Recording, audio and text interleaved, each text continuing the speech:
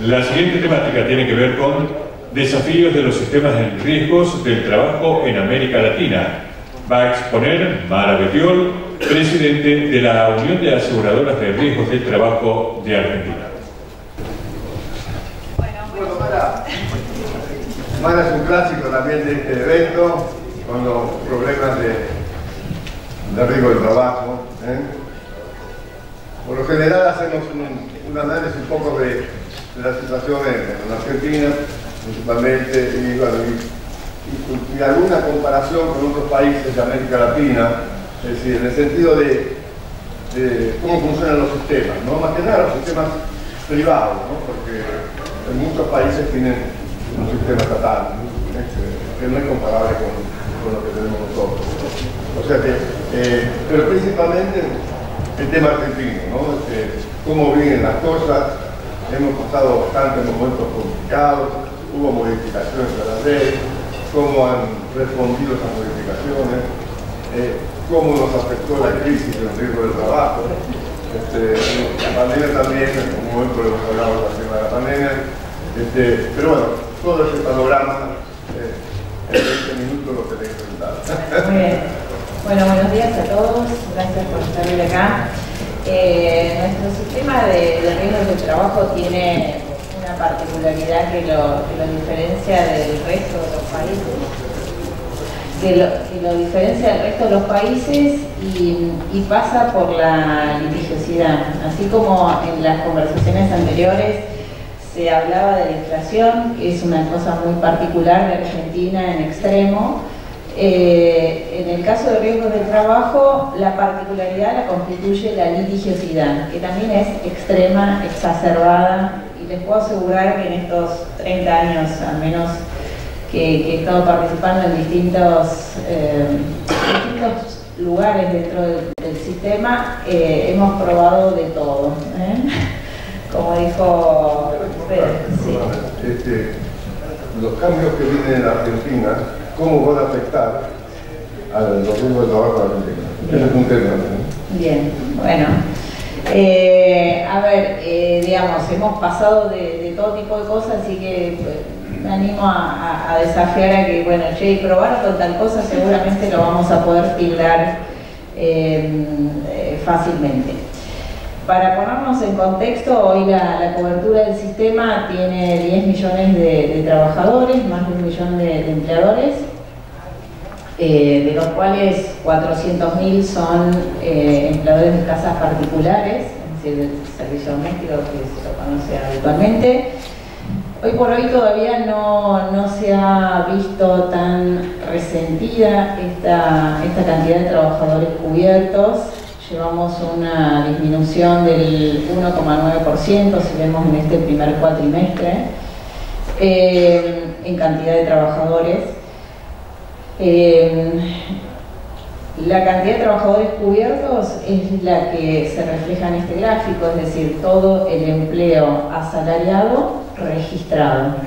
También como país tenemos la particularidad de una alta proporción de trabajo en negro o no registrado, que son las rayitas que ustedes ven ahí en diagonal, pero básicamente el empleo asalariado en relación de dependencia privado y público está bajo cobertura. Casas particulares, como referencié recién, y un gran pendiente de reglamentación es los trabajadores independientes. Estos son los autónomos y monotributistas. Actualmente hay en la ley bases y también en el decreto, en el DNU 70, que hoy el capítulo laboral está con cautelar, es decir, está suspendido en cumplimiento, una figura que establece aquellos trabajadores autónomos que a su vez contraten hasta 5 autónomos. Entonces, eso también, en esa nueva figura que está proyectada en la ley, la idea es que esos trabajadores autónomos puedan optar por un régimen simplificado, y una vez que optan por ese régimen simplificado, entran con la cobertura de seguridad social y también RT. Bueno, nosotros estamos trabajando en esa reglamentación. Por otra parte, yo diría que este es el principal logro del sistema desde su puesta en marcha, que es los resultados en materia de prevención. Caída muy fuerte en materia de trabajadores fallecidos, esto es, si lo comparamos también con otros países, sea Chile, sea España, países que tienen sistemas tradicionalmente parecidos al nuestro. La diferencia entre las dos curvas que ustedes ven es la participación de los accidentes in itinere. Si consideramos todos los fallecimientos, cayó un 73%. Si consideramos solo los producidos en el ámbito laboral, bajó un 78%. Nosotros hablamos de 17.000 vidas salvadas. Esto equivale a colocar qué hubiera pasado si estos índices, que a veces indican, o sea, al indicar trabajadores fallecidos por cada millón de trabajadores cubiertos, si estos índices no hubieran caído. Hoy estaríamos lamentando 17.700 fallecimientos adicionales. Por año este sistema cubre aproximadamente, si uno lo ve en cantidad de gente, en el año 2023 hubo una cobertura de 635 trabajadores fallecidos en total, de los cuales 326 fueron en el ámbito laboral. Así que eso indica esta baja de este indicador, que es, digamos, muy potente desde lo social, lo económico, la rigurosidad estadística que representa.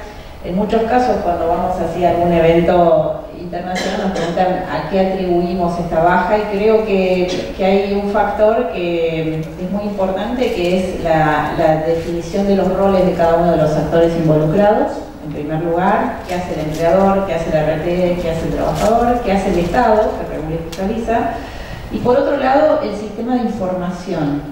A diferencia de lo que sucede en otros países, este sistema tiene mucha información centralizada, es decir, una historia clínica de cada una de las empresas, de lo que produce en materia de siniestralidad, y eso es una muy potente herramienta de política pública. Entonces, digamos, todos los que estamos, cada uno en su rol, convocados a actuar en este sistema, tenemos claro por dónde pasa o dónde podemos asignar recursos para tener una mayor potencialidad en los resultados, ¿no? Entonces, por ejemplo, uno de los primeros años de puesta en marcha de un programa importante era que el 0,8% de las empresas afiliadas, es decir, menos del 1% de las empresas afiliadas, que concentraban o contrataban al 50% de los trabajadores, tenían el 17% de los siniestros. Entonces uno podía estar trabajando en ese 17, en ese 27, llegó a ser en algún momento, de los siniestros, con solo trabajar en menos del 1% de las empresas. Por otra parte, una cuestión también particular es en materia de cobertura. Las prestaciones que da el sistema son integrales desde el primer momento. Esto es una novedad que nació con este sistema, en otros países es lo habitual. Lo relevante es que es de por vida mientras subsistan todos los síntomas incapacitantes. Allí hay un ejemplo de la cantidad de prestaciones involucradas, que son aproximadamente 6 millones por año, con consultas, atención médica, farmacéutica al 100%. Y este sistema también tiene la particularidad de incluir los traslados, es decir, aún para hacer una rehabilitación o lo que fuera, que ha siempre generado muchos dolores de cabeza en todos los que trabajamos en esto, porque elogian casi todas las prestaciones y siempre hay un tema con el tema de los traslados, la logística, que bueno, en algún momento se instrumentó, no está por ley, sino que bueno, algún funcionario en algún momento se le ocurrió esta incorporación y después bueno, se toma como un derecho adquirido. Por otra parte, acá vamos al tema del principal problema o desafío que tiene este sistema en Argentina, que obviamente no es nuevo, y le hemos estado siempre tratando de encontrar la vuelta. Hoy por hoy pasa por la litigiosidad, que sistemáticamente, independientemente de lo que uno pueda trabajar en lo que es lo sustantivo del sistema, es decir, baja de siniestralidad, aumento de beneficios o de prestación, la litigiosidad aumenta. Vamos a ver eso un poco. Hoy por hoy creció mucho en frecuencia, pero también, dadas las actualizaciones, por las tasas de interés que se fijan de cualquier forma y sin una ligación con la realidad económica, ¿no? Ahí ponemos la tasa efectiva anual y también el índice de precios al consumidor, y vemos que siempre hay diferencias de los dos, siempre se suele tomar el peor y después por las dudas le suman un par de puntos y así vamos y estamos donde estamos. Un gran tema, a diferencia de lo que pasó, lo que se comentaba en el panel anterior, para nosotros todo lo que fue la pandemia fue un año de siniestralidad importante, particularmente por la cobertura de COVID. Y ahí también quiero destacar que una encuesta que hizo una asociación de sindicatos europeos, o sea, Argentina fue como el país en materia de riesgos de trabajo con la cobertura más amplia en el tiempo, más integral para los trabajadores y más amplia también para la cantidad de actividades cubiertas. Hay un fondo que se iba a hacer cargo de esta cuestión, resultó ampliamente deficitario, eran 5.000 millones de pesos de aquel momento. Bueno, la deuda hoy es de 150.000 millones, que estamos viendo la manera de recuperarla aún.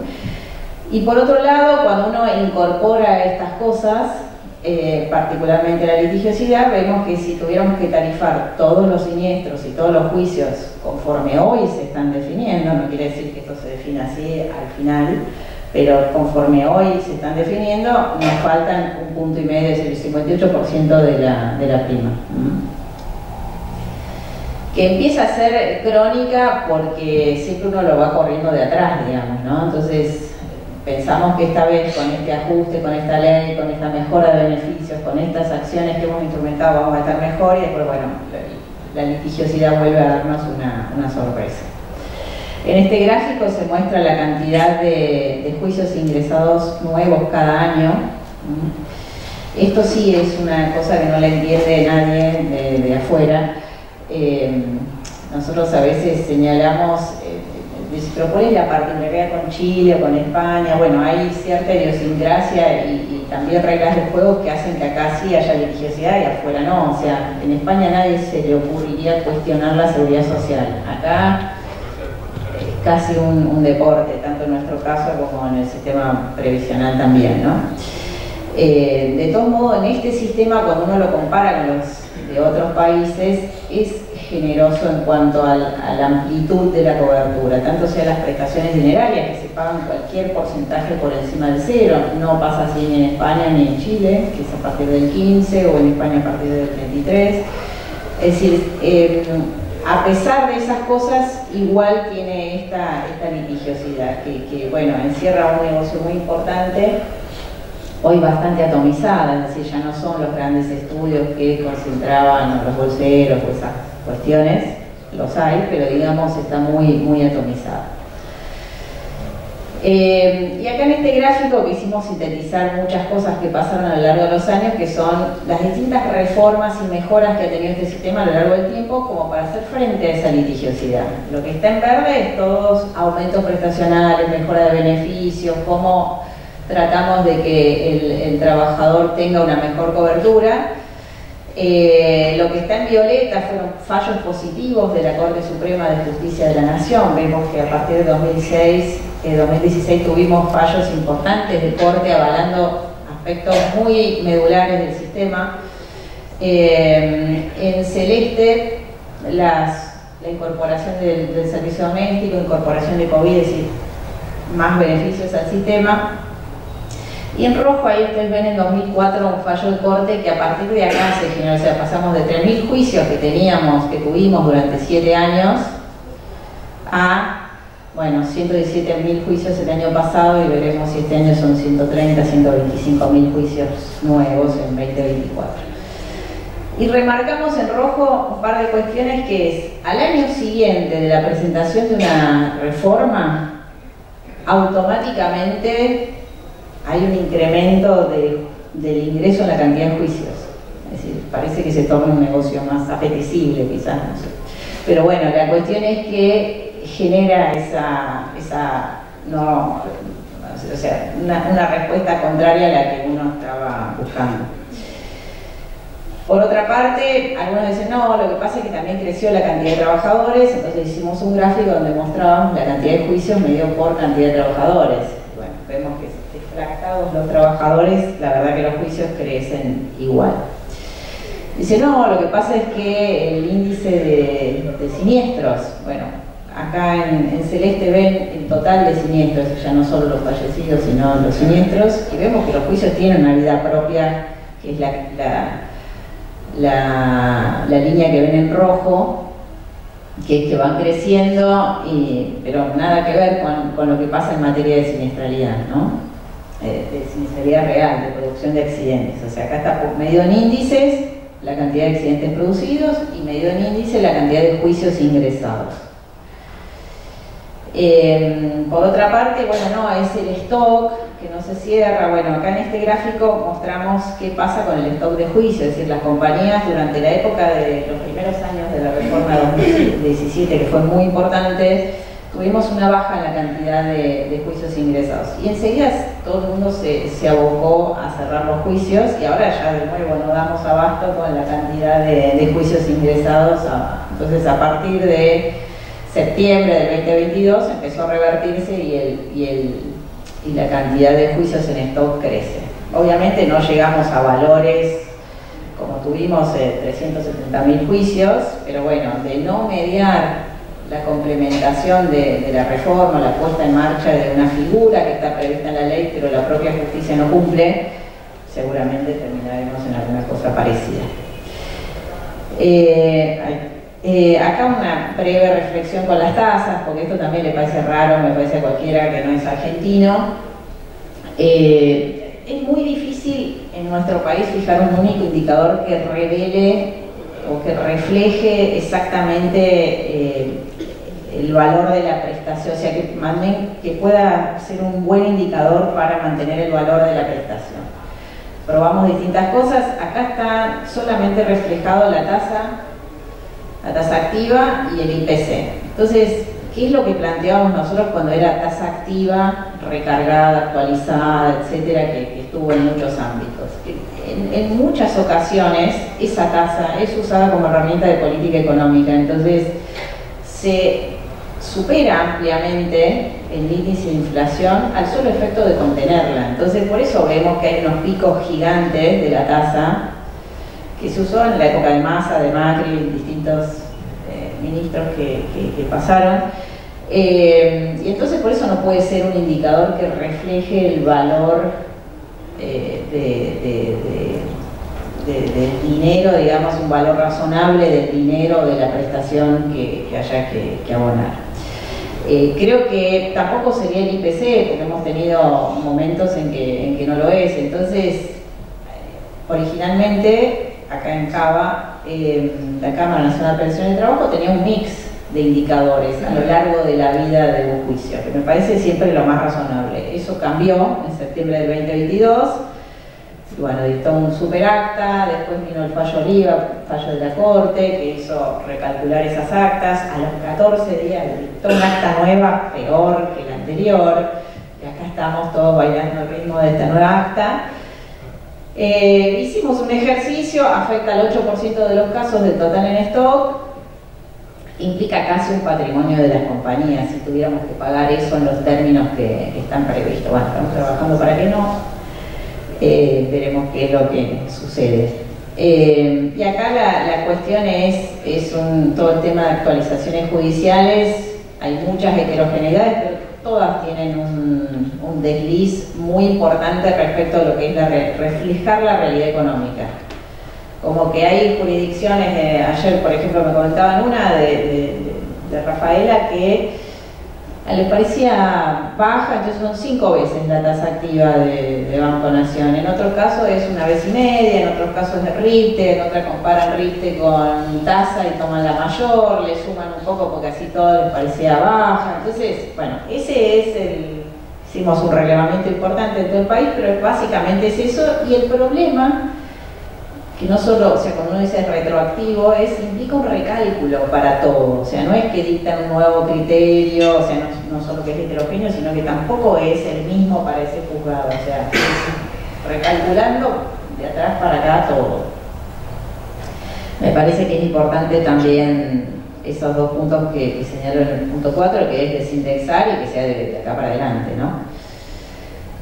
Mantra nuestro, como todos los aseguradores, a donde tendemos o queremos es financiamiento y cobertura en equilibrio. Es lo que hace que uno pueda cumplir la promesa de cobertura, que es, al menos lo que pasa con este sistema de riesgos del trabajo después de tantos años, es sistemáticamente empleadores, trabajadores, ministros de trabajo de todo signo que han pasado a lo largo de la vida en nuestro sistema, aspiran a proteger el sistema y hacer reformas que lo sostengan, porque el empleador lo necesita esta cobertura, digamos, de letras grandes, todo incluido y demás. Y el trabajador también, porque es al que tiene el accidente, realmente es una solución porque atiende primero trabajamos en prevenirlo y después si eso falla, bueno, en cubrirlo. Y acá, modo de síntesis, última diapositiva, es la litigiosidad exacerbada, cuáles serían las posibles salidas. Hay una figura que es el cuerpo médico forense, que son los peritos en la justicia, que está previsto en la ley, a la cual, la ley 2017, a la cual adhirieron 15 jurisdicciones, además de aplicación en CABA, que dice específicamente eso, es decir, peritos seleccionados por concurso, que apliquen baremo listado, y que no cobren en función del resultado del juicio, sino del trabajo realizado. Esas tres características. No se ha conformado, particularmente en el caso de Cava, la Corte dice, bueno, es una competencia de la ciudad, que tiene que montar los juzgados, poner en marcha los juzgados laborales, y Ciudad, bueno, recién este año envió ahora el 11 de abril los proyectos para generar ese foro laboral. Pero bueno, todo lleva años y cada año vimos que es un montón de juicios. Entonces, en el caso de Cava, sería que la Corte lo ponga en marcha, que a pesar de ella, digo, 24 fallos favorables en 4 años, que esta figura no fue constituida, ¿no? Y hay un tema muy fuerte que es, hicimos un trabajo de todos los juicios de 2023, 90% de esos juicios son 0 incapacidad o rechazo, pero no solo dicho por la RT, validado por la Comisión Médica con ese baremo, con ese listado. Y eso que la Comisión Médica no es que valida todo lo que dice la RT, o sea, muchas veces devuelve, hay que reajustar, etcétera. Pero digamos, de los que pasaron ese doble filtro, 90% son ceros. En Mendoza se ha puesto en marcha conforme la ley, estamos viendo cómo funciona, todavía es muy reciente. Y hay simplemente un ejemplo chiquitito que me parece importante. En Salta y Jujuy, que son dos provincias muy parecidas, Jujuy no tiene un cuerpo de peritos, sino que los peritos cobran en función del porcentaje, y Salta sí, tiene un cuerpo de peritos que son empleados del Poder Judicial, y la diferencia, a pesar de ser económicamente las mismas, siniestralidad muy parecida, es que Jujuy tiene 50 veces la tasa de judicialidad de Salta. Entonces digo, hay claramente una explicación que pasa por el desorden pericial en el ámbito de la justicia. Con cosas muy probadas, pasa lo mismo con Río Negro y su zona de influencia. Entonces, nosotros tenemos mucho número de todas las cosas para un poco despolitizar a veces las discusiones, pero me parece que eso son como cosas fuertes. Seguramente no se vaya a resolver todo con eso, pero creo que una muy buena parte sí. Y esperamos que toda la cuestión de las actualizaciones de la mano con la estabilización y demás también. La deuda por COVID, bueno, ahí vimos diferentes instrumentos, un tema sobre el cual estamos trabajando con ambas superintendencias, pero bueno, es difícil, o sea, todo el mundo quiere la cobertura y después cuando llega la hora de pagar es complejo. Y después la cobertura de trabajadores independientes, que ahí, bueno, hemos estado trabajando, apuntando a todo el universo de trabajadores independientes. Hoy por hoy el gobierno aspira a que sea solo la figura esta de el trabajador independiente que a su vez contrata a otros 5. Pero bueno, esto es lo que tenía para compartir y bueno, muchas gracias de nuevo Pedro por la convocatoria y por acá estar presente. Bueno, tenemos algunas preguntas. Bueno, muy bien. Indudablemente el tema del riesgo de trabajo está muy asociado a la inclusión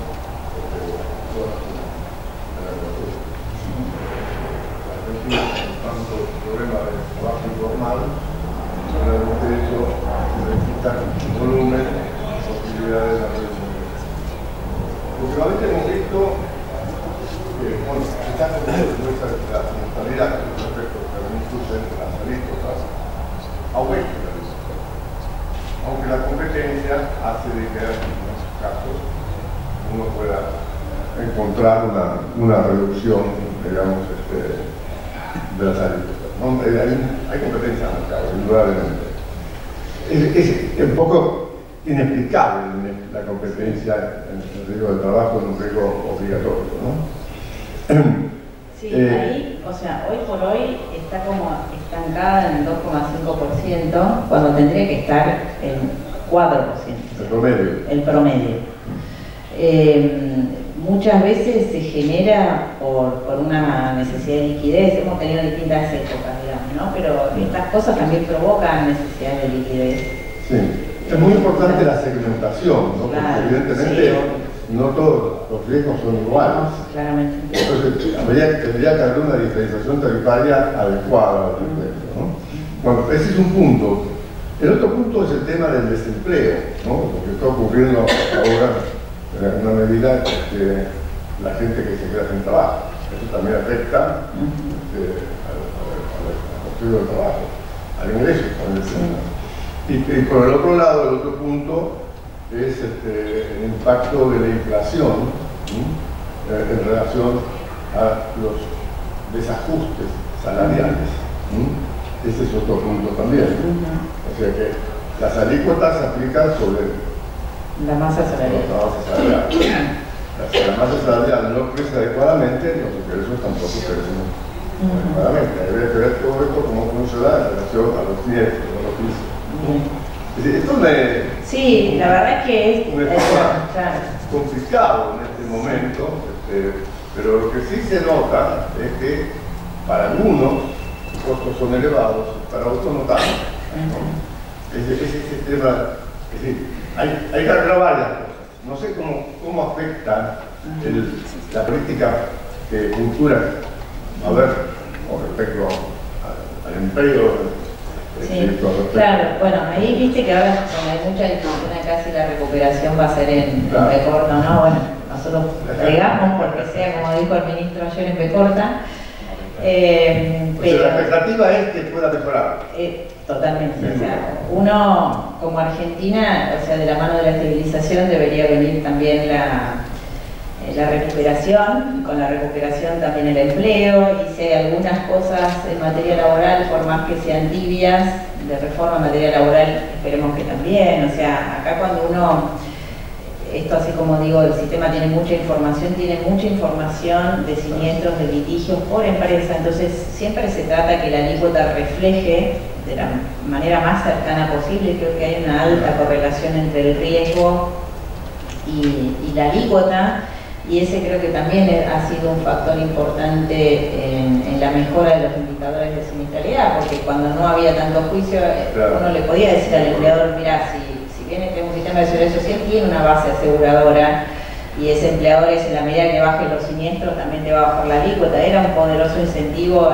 Después con la litigiosidad se va perdiendo, porque baja los siniestros y no se le puede bajar la alícuota, porque es la discusión que estamos teniendo hoy, es decir, tenés muchos juicios, y los juicios no dependen lamentablemente de... Pero estos problemas son solo nuestros, no son de los otros. No, claramente. Si hablamos de España, hablamos de Chile, hablamos de Colombia, que tienen también sistemas privados, ellos no viven estos problemas. Exactamente.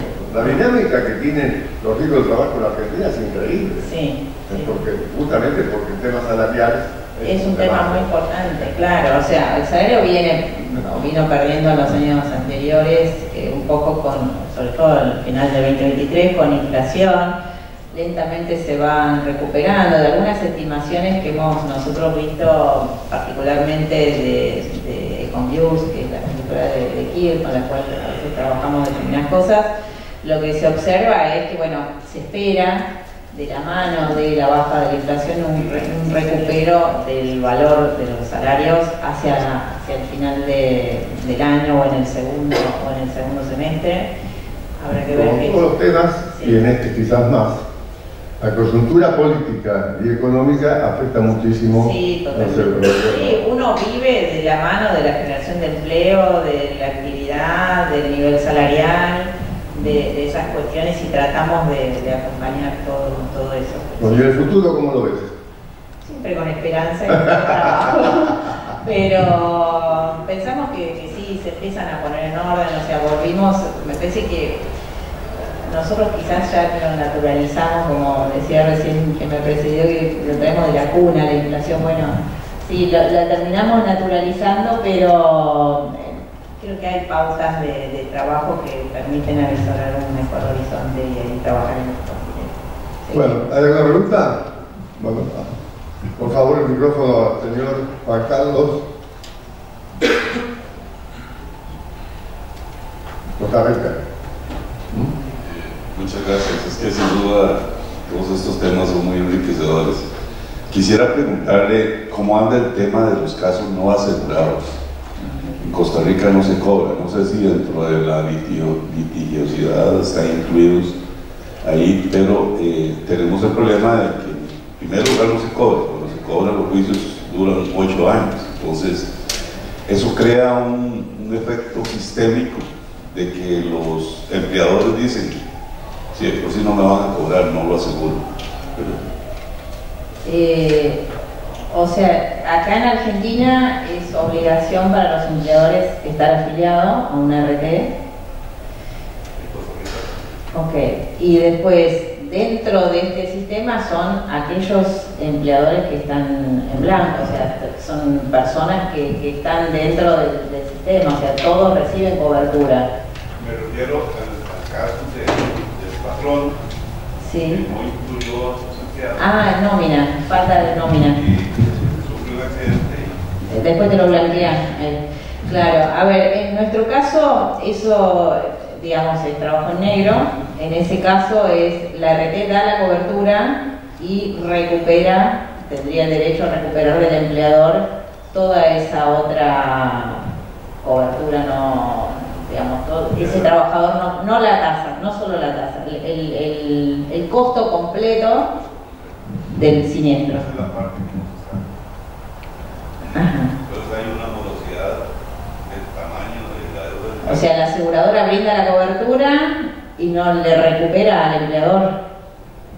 Claro, debiera, ¿no?, recuperar esa. No sé, no creo que sea tarea fácil, pero digamos, acá es como muy valorada la cobertura en los términos de lo que puede pasar en materia laboral, porque no es raro un juicio.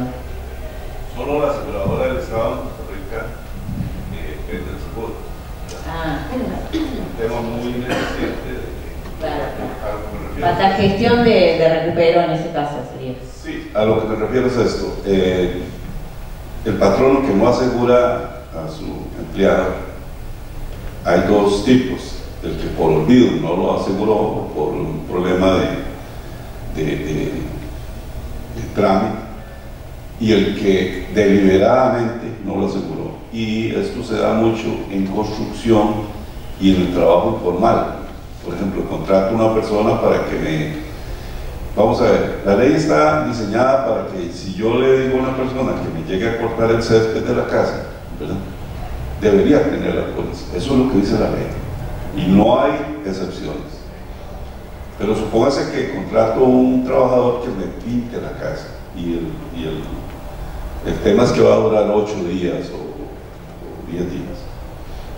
Yo no lo aseguro a pesar de que tengo obligación. Él se cae del techo, se muere y la aseguradora viene y le da la indemnización por muerte, riesgo de trabajo, y me va a cobrar a mí. Pero iniciamos el juicio se dura 8 o 10 años y al final los tribunales lo abandonan o lo archivan porque ya no hay gestión de ninguna de las dos. Bueno, como que hay varias cosas ahí. Una es, en nuestro caso, ese es trabajo independiente. No está bajo cobertura de una RT, sino que tiene una póliza normalmente de accidentes personales. Y bueno, ahí dependerá de quien lo emplea, si lo toma o no, pero no va a aparecer una aseguradora si no tiene una cobertura. Y el segundo aspecto, bueno, acá los juicios duran menos tiempo, y además tiene unas tasas de actualización que solo es para la parte actoral que le conviene seguir el juicio eternamente, es decir, no va a aparecer nunca una solución, una cosa que normalmente son juicios bastante elevados y bueno, la persona en ese caso, si se diera una situación acá, por ahí, no sé, puede perder su casa, sus bienes, no resulta negocio posponer esa cobertura. Sí, hay una brecha. Importante, claro. Bueno, ¿más preguntas? Bueno, Mara, muchas gracias. No, gracias a ustedes.